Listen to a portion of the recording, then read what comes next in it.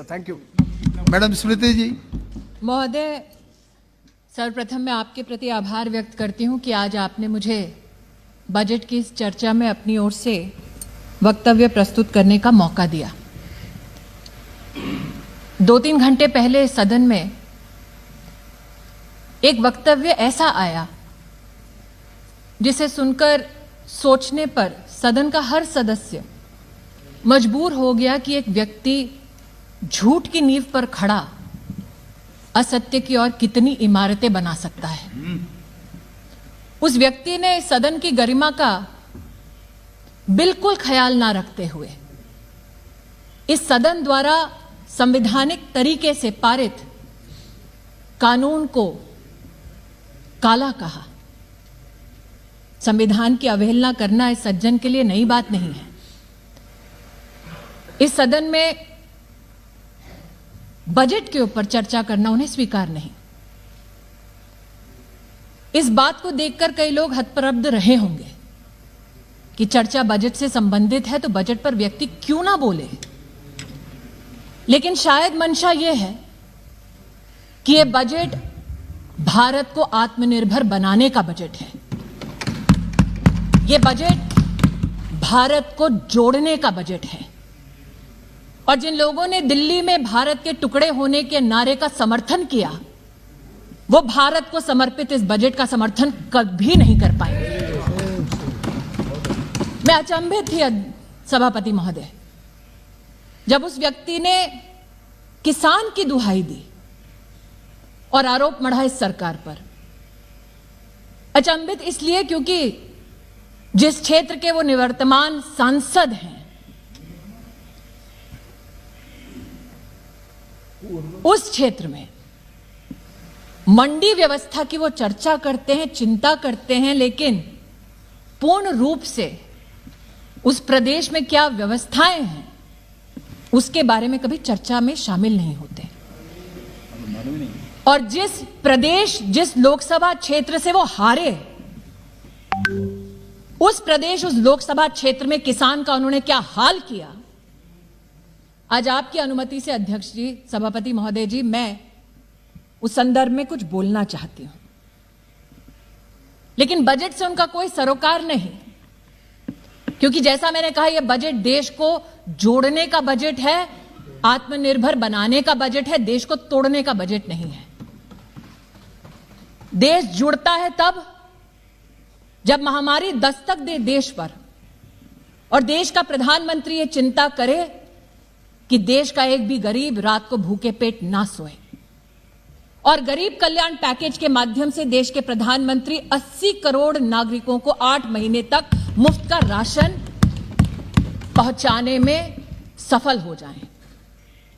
इस सज्जन को यह बात स्वीकार नहीं कि 80 करोड़ नागरिकों तक इस बजट के संदर्भ में देश के प्रधानमंत्री ने राशन 8 महीने पहुंचाया कैसे।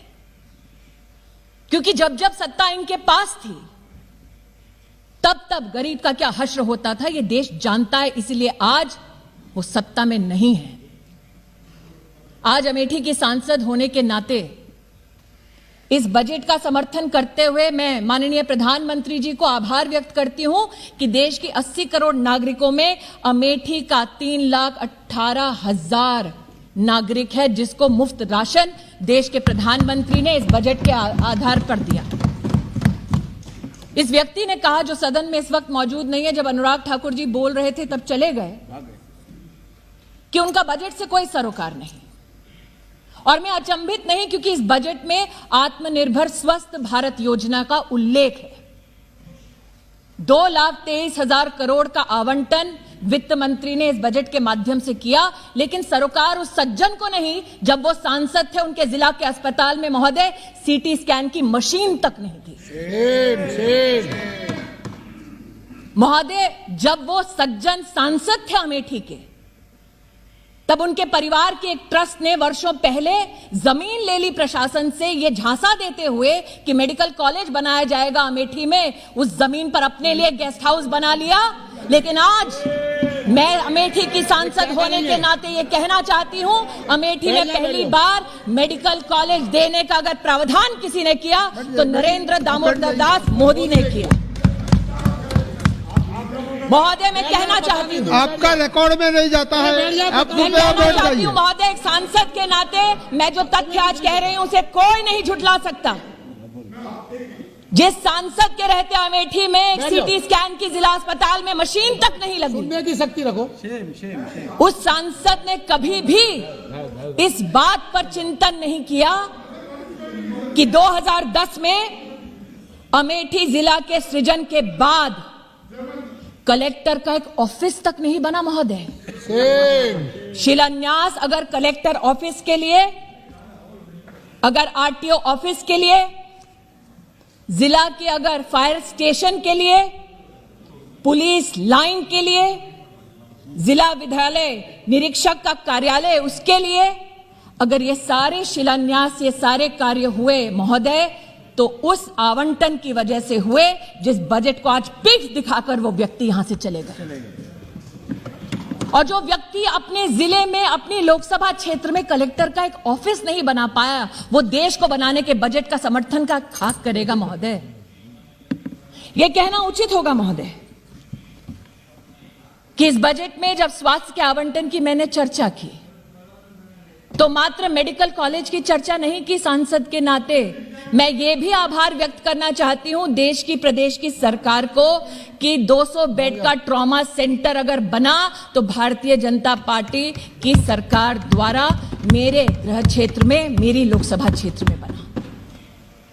महोदय, जिस सज्जन ने आज बजट से चर्चा करने से इनकार कर दिया, उस सज्जन को कभी ना कभी अमेठी में जाकर इस बात का जवाब देना पड़ेगा कि अमेठी में 3 लाख गरीब परिवारों की बहू, बेटियां, माताएं खुले में शौच में जाती थी। उन परिवारों के लिए कभी भी इस सज्जन ने एक शौचालय तक नहीं बनवा कर दिया। इसलिए आज इस बजट के प्रावधान में स्वच्छ भारत अभियान की सफलता हेतु 10 करोड़ गरीब परिवारों को जो देश में पहली बार एक शौचालय मिला, उसमें योगदान अमेठी के 3 लाख परिवारों को जीवन में पहली बार शौचालय बनाने वाले नरेंद्र मोदी जी की सरकार को मैं आभार और अभिनंदन व्यक्त करना चाहती हूं। वित्त मंत्री जी सभागार में उपस्थित हैं। वित्त मंत्री जी पर कितने कटाक्ष किए उस सज्जन ने, ये ना अनदेखा है ना अनसुना है। और आज जब बजट पर उन्होंने चर्चा करने से उस सज्जन ने इनकार कर दिया, तो इस बजट में वो क्या क्या प्रावधान है जिनसे चर्चा करने से वो पीठ दिखाकर गए। इस बजट में प्रावधान है कैसे हमारे ग्रामीण अंचल में इंफ्रास्ट्रक्चर की दरकार है। महोदय, जिस बजट में रूरल इंफ्रास्ट्रक्चर का प्रावधान हो उस पर चर्चा करना उस सज्जन को स्वीकार नहीं, क्योंकि अमेठी में 194 ऐसी पंचायतें हैं जिनमें आज तक उस व्यक्ति ने भवन ही नहीं बनवाया था। यह भवन निर्माण कब संभव हुआ महोदय? जब देश के प्रधानमंत्री नरेंद्र मोदी बने। आज जब शौचालय की बात करती हूं, 3 लाख परिवारों की बात करती हूं, महोदय सोचिए जिस लोकसभा क्षेत्र से देश के प्रधानमंत्री आए,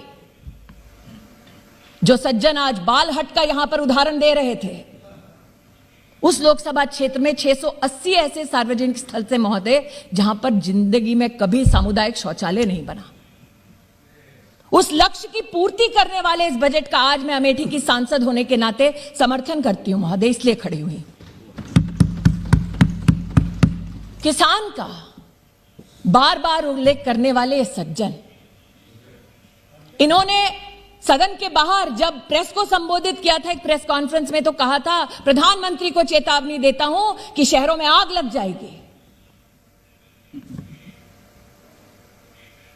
बार बार देश की कृषि मंत्री ने कहा, साहब बताइए तो वो कौन सा क्लॉज है जिस पर चर्चा करनी है। वो क्लॉज कभी नहीं बताया गया। झूठ बोला गया कि एमएसपी का ऑपरेशन बंद हो जाएगा। वित्त मंत्री ने अपने वित्तीय भाषण में कहा कि एमएसपी की तुलनात्मक क्या क्या आंकड़े हैं। मैं आज कहती हूं कपास में 2013-14 में मात्र 90 करोड़ की खरीद की यूपीए की सरकार ने, मोदी सरकार ने कपास के अंतर्गत 26,000 करोड़ की खरीद करके दिखाया। और जो सज्जन इस सदन में किसानों की दुहाई देते हैं महोदय, 2013-14 में जब उनकी सरकार थी, इधर भी उधर भी, तब एमएसपी का लाभ मात्र 500 किसानों को मिला एक पूरे गृह क्षेत्र में। एक ऐसा लोकसभा क्षेत्र जिससे 3 जिले जुड़े हैं, वहां पर 500 किसानों को एमएसपी के ऑपरेशन का लाभ दिया इस व्यक्ति ने, जो बजट पे चर्चा नहीं करना चाहता। एग्री इंफ्रा फंड के बारे में वित्त मंत्री जी ने उल्लेख किया, एग्रीकल्चर क्रेडिट के बारे में वित्त मंत्री जी ने उल्लेख किया कि 16 लाख करोड़ हम लोग एग्रीकल्चर क्रेडिट पहुंचाना चाहते हैं। महोदय, इस व्यक्ति के गृह क्षेत्र में जब ये अमेठी के सांसद थे तो जीवन में पहली बार कृषि विज्ञान केंद्र किसी ने खोला तो नरेंद्र दामोदर दास मोदी ने खोला। मैं अचंभित थी कि ये कैसे पीठ दिखाकर जा रहे हैं। अरे जब ये सांसद थे अमेठी के, तो अमेठी के किसान एकत्रित होकर हमारे कृषि मंत्री से बोले, साहब आज तक खाद की एक रैक नहीं उतरी अमेठी में। खाद की रैक पहली बार गौरीगंज में उतारने वाला अगर कोई था तो उसका नाम नरेंद्र दामोदर दास मोदी है। किसानों की दुहाई देते हैं। मैंने बार बार इनसे कहा कि आपने कोहार में किसानों से जमीनें ली ये कहकर कि आप सम्राट साइकिल और नया नया उद्योग बनाएंगे। उद्योग आपने खड़ा नहीं किया, लेकिन आपकी ट्रस्ट ने उस जमीन को खरीद लिया। वो जमीन जो कमर्शियल किसी एंटरप्राइज के लिए था, एक एनजीओ ने खरीद ली। ऐसा कोई बचा नहीं जिसको जायज में बहादुरपुर के आसपास किसानों से अरे बैठ जाओ, तुम्हें नहीं कुछ पता। जमीन ली गई ये कहते हुए, अमेठी गए भी नहीं, तुम बैठ जाओ। जमीन ली गई ये कहते हुए बैठ जाओ। मोदी जा আমি আজকে আপনাকে প্রমাণ দিতে পারি। আমি প্রমাণ দিতে পারি। कुछ नहीं पता तुम्हें। বলছি, আপনি বসুন, আমি বলছি। बैठ जाओ। मंत्री हूं तो क्या, अमेठी की सांसद भी हूं। बैठ जाओ। झूठ का पर्दाफाश करने का मेरा भी अधिकार है। अरे पता नहीं, तुम बैठ जाओ। आप बैठ जाइए, कृपया बैठ जाइए। अधीर रंजन जी बैठ जाइए। आप जायज बहादुरपुर आप बैठ में जाइए। किसानों से जमीन ली गई ये कहकर, कि महिलाओं के लिए इंटर कॉलेज खोला जाएगा, और इंटर कॉलेज नहीं खोला महोदय, उनकी दोबारा ट्रस्ट ने वो जमीन ले ली, अपना कार्यालय खोल दिया। और जब प्रशासन ने महोदय वो जमीन वापस मांगी तो ये कोर्ट चले गए किसानों के खिलाफ। आज महोदय पार्लियामेंट्री मंत्री, संसदीय कार्य मंत्री राहुल गांधी जी कह के गए कि मोदी जी के लोग किसानों की जमीन ले लेंगे, उसी की रिप्लाई दे रहे हैं कि मोदी जी जमीन देते हैं, लेते नहीं है। यही तो मंत्री जी कह रहे हैं। मंत्री को राइट है इंटरवीन करने का, मंत्री को राइट है इंटरवीन करने का, भाई इसलिए इंटरवीन करने। वो कह रहे थे ना किसानों की वो जमीन ले लेंगे, तो जमीन किसने ली वो बता रहे हैं। धन्यवाद। Whatever I'm stating is a fact. चलो आप बैठ जाइए। And since the gentleman concerned refused to speak on the budget, I am extremely grateful that you allowed me to speak on the budget. And it is that budgetary comparison, sir, that I am laying on the floor of this house through my speech. I would like to hear ads, sir. इस budget के जो पीठ दिखाकर गए हैं वो सज्जन, आपको पता है, एक छोटा सा इसमें प्रावधान है महोदय। वित्त मंत्री जी ने बात की एविएशन सेक्टर में, उड़ान में, मेट्रो में किस प्रकार से राष्ट्र को सशक्त किया जाएगा। चर्चा ये की गई साथ में वित्त मंत्री द्वारा कि 18,000 करोड़ रुपया बस की सेवा को भी सुदृढ़ करने के लिए दिया जाएगा। पीठ दिखाकर चले गए, बस की सुविधा के ऊपर चर्चा नहीं की। बड़े लोग हैं। लेकिन एक सत्य यह भी है महोदय कि अमेठी में 30 साल से तिलोई का बस अड्डा बना नहीं पाए। जनता मांगती रही, लेकिन नहीं हो पाया। अरे यार, टेक्सटाइल की भी बात करूंगी सर। आपकी सरकार ने 50% पूरा बजट कैसे सरेंडर किया यूपीए में, वो भी बताऊंगी। चुनौती देती हूँ, डिस्कस कर लीजिए। दूध का दूध, पानी का पानी हो जाएगा उसमें भी। मैं आज महोदय मैडम एड्रेस टू ये चेयर। कहना चाहती हूँ, अरे भैया आपका मैं बोलना चाहती हूँ अधीर महोदय। रंजन जी कृपया बैठ जाइए, आप बैठ जो जाइए। वित्त मंत्री जी विराजमान है, पता अमेठी कहाँ है? जब वो रक्षा मंत्री थी, तब उन्होंने प्रधानमंत्री जी के आशीर्वाद से AK-203 की पूरे कायाकल्प हो जाए अमेठी में, उसको तब दिया AK-203 का प्रोजेक्ट, जब उसकी सांसद मैं नहीं थी महोदय, वो सज्जन थे। बार बार ये कहना कि द्वेष की भावना से प्रधानमंत्री जी और उनकी सरकार काम करती है, अगर सबसे बड़ा प्रमाण चाहिए कि प्रधानमंत्री जी, उनकी सरकार बिना द्वेष के राष्ट्र निर्माण की दृष्टि से, गरीब कल्याण की दृष्टि से काम करती है महोदय, तो अमेठी से बड़ा उदाहरण उसका कोई नहीं होगा। मैं आभार व्यक्त करती हूं वित्त मंत्री का, उन्होंने रेल के कैपिटल एक्सपेंडिचर के लिए 1 लाख करोड़ रुपए का आवंटन किया।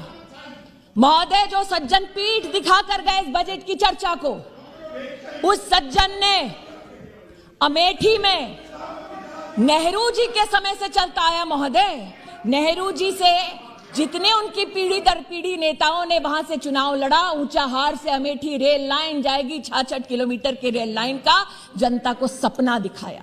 सोचिए महोदय, 4 पीढ़ी एक रेल लाइन का सपना दिखाती रही। DPR तब बना जब देश का प्रधानमंत्री नरेंद्र दामोदर दास मोदी बना। जिस बजट को आज पीठ दिखाकर गए हैं, उस बजट के संदर्भ में कहना चाहती हूं महोदय, वित्त मंत्री जी ने सड़क निर्माण के लिए 1 लाख करोड़ रुपया का आवंटन किया है। उसमें अमेठी में मात्र 5 अरब रुपए की सड़कों का निर्माण हुआ जब देश में मोदी, प्रदेश में योगी की सरकार आई। अमेठी बाईपास का सपना 30 साल से लोग लेकर बैठे थे, बार बार मांगते इस सज्जन और उसके परिवार से, लेकिन बाईपास उन्होंने कभी नहीं बनाया। बना जब ऐसे ही बजट में नरेंद्र मोदी जी की सरकार ने आवंटन किया। महोदय, पूर्वांचल एक्सप्रेस अब अमेठी को छूती हुई जाती है। महोदय, आज न सिर्फ बस अड्डे की बात होती है, अमेठी में 680 सार्वजनिक शौचालय बनते हैं। 194 पंचायत भवनों में से मात्र 1.5 साल की अवधि में 55 भवन बन जाते हैं। ये इसलिए संभव होता है महोदय, क्योंकि देश को आत्मनिर्भर और सशक्त बनाने का बजट ये सरकार पारित करती है। और इसलिए महोदय, भले ही उनको इस बजट से कोई सरोकार ना हो, भले ही उनको ये बजट स्वीकार ना हो, लेकिन देश को ये बजट स्वीकार है, क्योंकि एक बार फिर कहती हूं महोदय, ये देश को जोड़ने का बजट है, देश को तोड़ने का बजट नहीं। देश को आत्मनिर्भर बनाने के बजट का मैं समर्थन करती हूं। प्रधानमंत्री जी का अमेठी के नागरिकों की ओर से आभार व्यक्त करती हूं और वित्त मंत्री जी को और राज्य मंत्री जी को अभिनंदन देती हूं। धन्यवाद। Thank you madam.